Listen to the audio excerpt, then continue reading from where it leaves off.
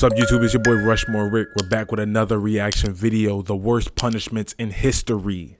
Let's tap in. Let's see what we got. Yakuza finger removal. Damn. Also known as yubitsum. It's a ritual done to gain forgiveness after a member committed an offense to someone else in his group, and it consists of amputating portions of one's own little finger to show sincere apology and remorse to the other. I've put this one as the least painful because it doesn't usually cause lifelong lasting pain, and it isn't deadly, unlike the brutal ones further down the list. Bastinado.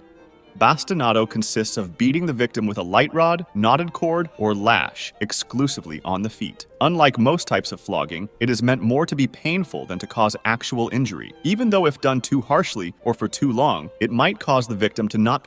That's like the same thing like what you hear like back in the day with these Catholic schools and they was beating niggas on their fingers with rulers and shit like that. I don't think like they not designed for long lasting pain, but in that moment where you know what I'm saying, you getting your shit smacked, whether it be on your fingertips or your feet, that shit hurt. Be able to walk anymore. This one is also not deadly. Pitch capping. Pitch capping involves pouring hot pitch or tar into a conical paper cap and forcing it onto the victim's head. The pitch was allowed to cool and the cap was ripped off, removing skin and tissue from the victim's scalp, scarring him for life. It wasn't usually done with the intention of killing, but deadly infections after this weren't that uncommon. Elephant's foot. This punishment, also known as gungarao, was mostly used in Asia, specifically India, and it consisted of killing the victim by crushing him with an elephant. There were two variations of this. If the victim was lucky, his head would be placed on a pedestal, and the elephant would crush it, instantly killing him. This wasn't that painful because the victim would die instantly, but the second variation wasn't as forgiving. Some royal members wanted to sit down and enjoy a long show, so they ordered the elephant riders to train the elephants to walk over non-vital parts first, such as the legs and arms. The person would get crushed over and over before the elephant actually walked over his head and killed him. Poina cully. In ancient Rome, those who would kill their own father were subjected to poina cully. It was a death penalty that consisted of being sewn up in a leather sack with a mix of live animals, including a dog, snake, monkey, and a chicken, and then being thrown into water. Roman decimation.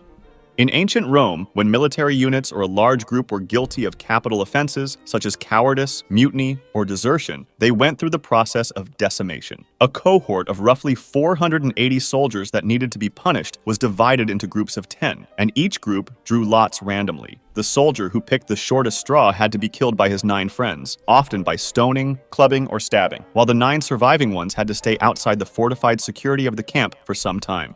That's crazy as hell. Imagine, right? You grouped in with a whole bunch of people that did some dumb shit, and then we're gonna give you a luck of the draw opportunity, you right? Whoever picks the smallest stick of all the sticks we have, gotta get they ass whooped by everybody. Like I don't understand. I don't get that. I don't get that. That's fucked up. Imagine you know what I'm saying, you was a part of it, but you did the least amount of work in the group. You know what I'm saying? You like obviously you was in on it with them, but you ain't do the most. You could have been the lookout.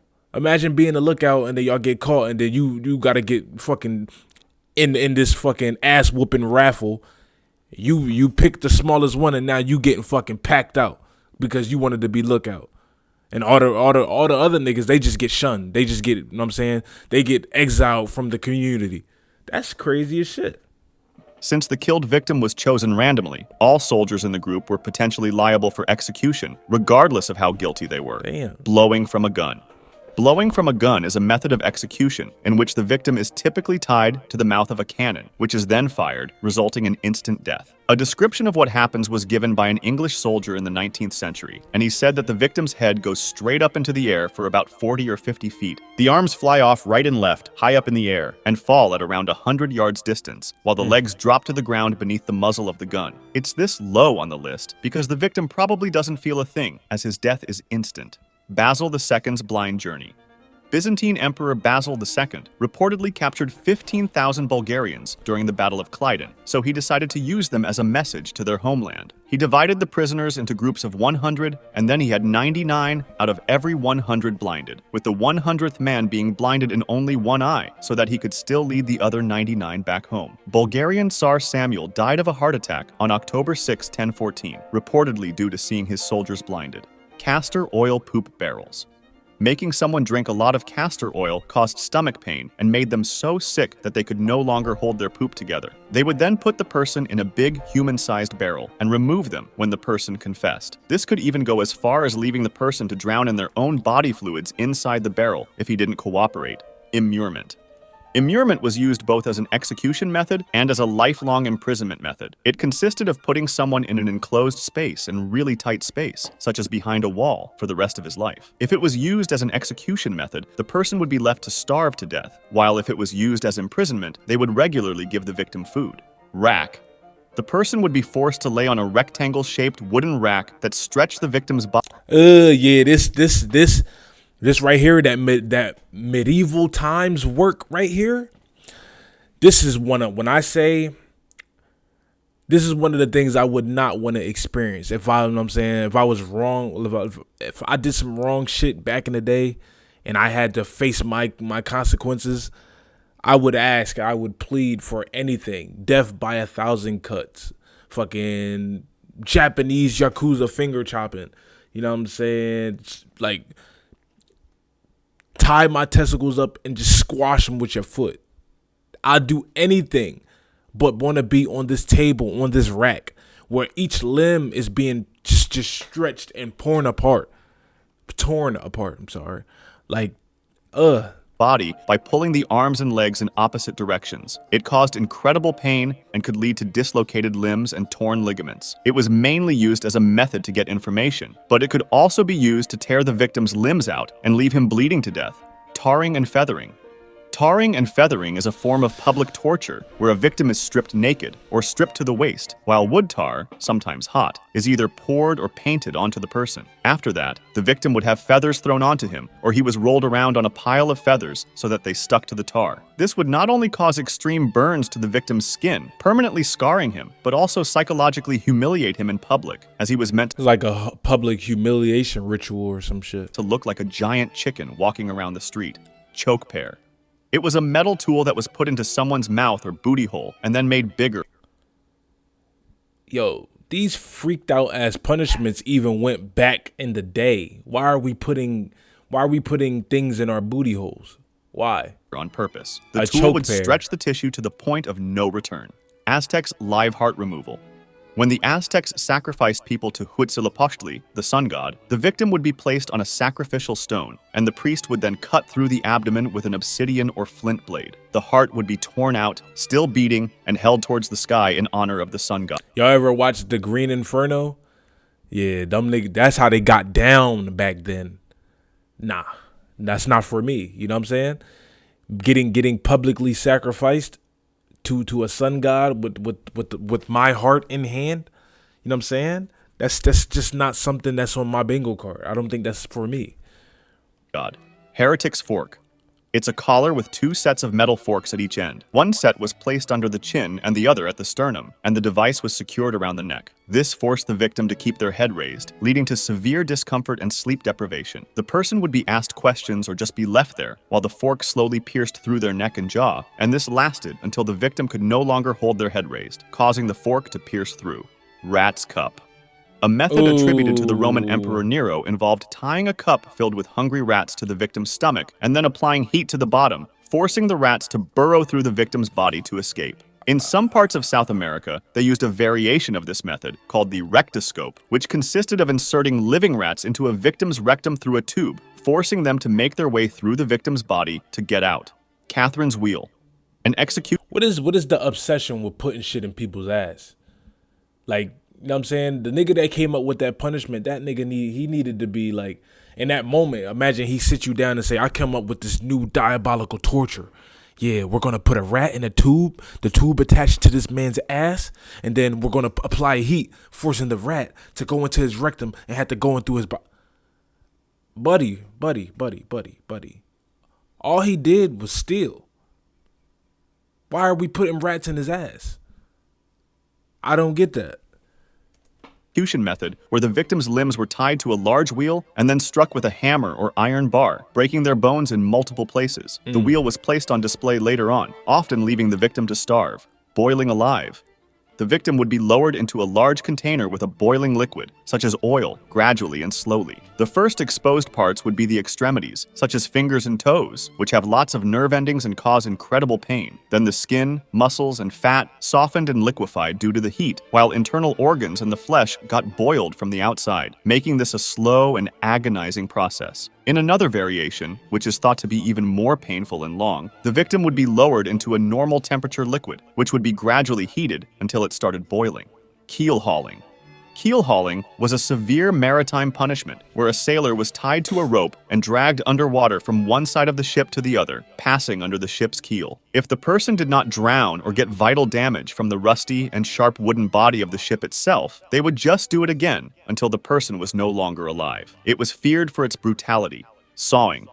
When used as an execution method, the victim would be hanged upside down to make the blood flow to the head, increasing the time the person was conscious. The executioner would then divide the victim vertically into two halves, starting from the groin and moving upwards. Hanged, drawn, and quartered.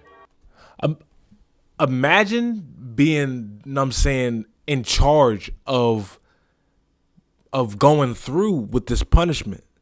Could you bring yourself to saw somebody in half? I wonder if they even thought twice about it back then. Was that just an everyday job for this nigga, or just did he have to wake up and really put himself in a mindset? Oh, I gotta saw some shit in half today. That's insane. This method was used to execute men convicted of high treason in medieval and early modern Britain and Ireland, and it consisted of multiple steps. The convicted traitor was tied to a wooden board and dragged behind a horse to the execution site. There, he was almost hanged to death, then mutilated and had his organs removed, before being beheaded and his body divided into 4 parts, just in case he was still alive. These remains were often displayed in well-known places across the country, like London Bridge, to warn others about the consequences of being a traitor. Glastration. This method wasn't always deadly, but in my opinion, it deserves this spot because of how brutally painful it sounds. It's the method of inserting a glass rod into a man's erect willy and then smashing it with a hammer, causing the glass rod to fragment into multiple small pieces that shattered all over the insides. Bamboo through booty hole. What is the freakiest of niggas? The freakiest of niggas are coming up with punishments. Whoever the head of the punishment department needs to seek help. Why are we putting glass straws in the pee-pee holes? Why are we putting bamboo through the booty hole? Who is okaying these punishments? Who's thinking, oh, I'm hearing the idea and I'm seeing the vision. We need to make this the fucking standard of punishments in our shit. Why? A bamboo would be put inside a person's booty hole, and it would be left there. The bamboo would grow really quickly inside the man, causing incredible pain. It was sometimes left until it exited from the other side. Spanish donkey. This was a sharp-angled wooden device on which the victim was forced to sit, straddling it like a donkey, with weights attached to their feet. This would increase pressure and pain on the body, often causing severe injury to the legs and spine until the victim was ripped apart by their body weight. Brazen bull. A metal statue shaped like a real-sized bull was used to lock someone inside and then heated up with fire underneath. The person inside would feel extreme heat and pain while being burned alive, and it was meant to scare others by showing how bad the punishment could be. There were special pipes to make the victim breathe, which also made the screams hearable for the crowd, resulting in a bull-like sound. The steam would leave from the bull's nose for extra realism. Impalement. The brutal part of impaling, like crucifixion, is that the victim tortured himself. In a famous variant, he was set up high, on a stake, so that it didn't actually penetrate anything vital so long as he stayed up on his toes, so he could keep it from going any deeper so long as he kept his own weight on his feet. When the victim would get tired, he would slip a little further, and when he felt the pain, he would scramble up again on the already aching and exhausted muscles, only to repeat this process out of exhaustion a little later, and so on until something vital got pierced. Another variant consisted of the Judas chair, a torture device featuring a pyramid-shaped seat where the victim was placed at the top, with ropes used to lower and suspend their body weight onto the sharp apex. The chair would slowly rip the person apart. Flaying.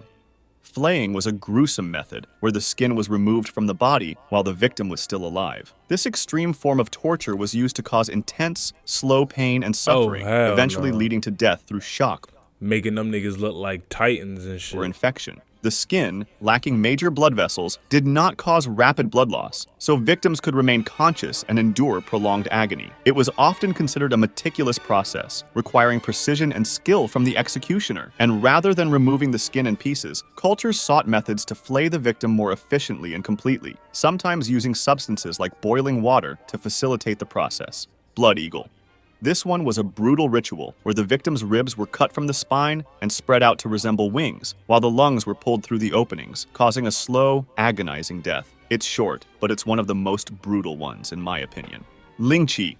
Also known as death by 1,000 cuts, it was a famous method used in China to prolong the suffering for as long as possible. There were multiple variations of this method, even though almost all of them included cutting the skin deep enough to cause incredible pain, but not deep enough to allow the victim to lose blood. In one variation, the victim was restrained, and an executioner would pull knives out at random, each with a body part on it. Left forearm, right thigh, left foot, neck, etc. Each time he'd pull a knife out, he would make a cut on that body part. This would continue until the executioner pulled out the knife with the heart on it, and that's when he stabbed the victim through the heart. In another variation, they would tie a fishnet tightly around someone's body and cut off the pieces of skin that popped up in the holes of the net. In the most brutal version, they would bury someone up to their neck, make a cross-shaped cut at the crown of the head, peel the skin back, and pour mercury in the wound. The mercury, through its weight, would separate skin from flesh, and as the person struggled to unbury themselves, they would eventually leave their skin behind in the hole.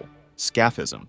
This one is considered by many to be the worst execution method. In this punishment, the condemned person was placed inside a boat or between two boats, lying on their back with their arms and legs protruding through holes. They were force-fed large amounts of milk and honey, which induced severe diarrhea, and their entire body was smeared with the same mixture. This made them attractive to rodents, bugs, wasps, bees, flies, and whatever other animals lived near the lake. They would eat and bite at the victim's flesh, and when the next morning arrived, the boat would be brought back to the coast, and they would force-feed him another gigantic meal of milk and honey, also placing it on him once more. This was done on a daily basis to prolong the punishment for as long as possible. It was reported that the rats would usually try to go into the person's booty hole, and that the method was so long. Yeah, so look, not only is the fucking people who coming up with these punishments is freaked out, the animals is freaked out, rats is willingly trying to go into men's booty holes or people's booty holes.